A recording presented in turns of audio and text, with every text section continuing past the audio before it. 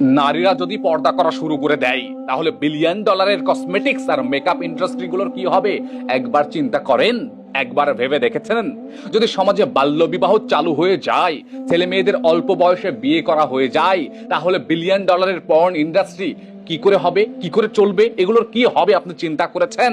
যদি মানুষ সুদ নেওয়া দেওয়া বন্ধ করে দেয় তাহলে বিলিয়ন ট্রিলিয়ন ডলারের পুঁজিবাদী অর্থনীতির কি হবে চিন্তা করেছেন কখনো? কিছু তিক্ত সত্য কথা বলছি আপনাদেরকে। বাংলাদেশের 16 থেকে 20 বছর বয়সী প্রতি 100 জন ছেলের মধ্যে 60 জনই প্রথম ফিজিক্যাল ইন্টারকোর্স করে ফেলেছে। অথচ রাষ্ট্রের চোখে চাইল্ড হয়ে আছে, অথচ দেশের চোখে চাইল্ড হয়ে আছে, অথচ আমাদের চোখে চাইল্ড হয়ে আছে। 19 বছর বয়সী অবিবাহিত 100 জন নারীর মধ্যে প্রায় 24 জন নিজেকে স্বেচ্ছায় সঁপে দিয়েছে বয়ফ্রেন্ডের কাছে, জাস্ট ফ্রেন্ডের কাছে। এটা এটা কি ফাইজলামি নয়? এটা কি ভয়ঙ্কর কিছু নয়? শহরাঞ্চলের নারীদের মধ্যে এই হার আরো আরো বেশি।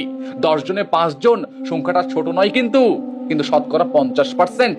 বাংলাদেশের 77% স্কুলগামী শিক্ষার্থী পর্ন অ্যাডিক্টেড হবে না কেন ভাই?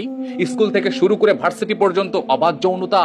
সহশিক্ষার কথা বলেন, সেকুলার শিক্ষার কথা বলেন, যারা অর্থেই ধর্মহীন শিক্ষা রয়েছে, সারাদিন থাকে মেয়েদের সাথে আর রাত্রে স্মার্টফোন বা ল্যাপটপে পর্ন দেখে আর গিটারে সুর তোলে।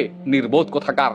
যখন ছেলেরা সঠিক দিন বুঝবে, মেয়েরা পর্দায় অভ্যস্ত হয়ে উঠবে, সমাজে আর্লি ম্যারেজ বাধাহীন হবে, ঠিক তখনই তো এই পাশ্চাত্যের যৌনতার পর্নোগ্রাফির সাম্রাজ্য ধসে পড়বে।